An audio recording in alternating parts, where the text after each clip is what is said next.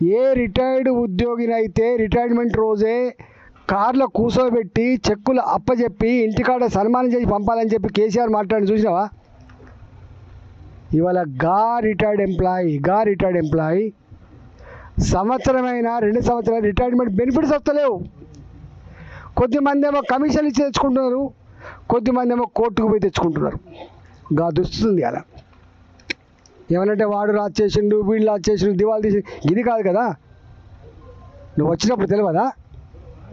రాష్ట్ర ఆర్థిక పరిస్థితి మీద మీరే కదా శాసనసభలో మాట్లాడింది, అనేక సందర్భాలు మాట్లాడింది. మీరు తెలిసే కదా మీరు హామీలు ఇచ్చింది. నీ 6 గ్యారెంటీల గురించి ఎవరు మాట్లాడతలేదు. ఇవాళ నీ 6 గ్యారెంటీల గురించి ఎవరు మాట్లాడతలేరు, 66 హామీల గురించి ఎవరు మాట్లాడతలేరు, ఇవాళ మేనిఫెస్టో గురించి ఎవరు మాట్లాడతలేరు.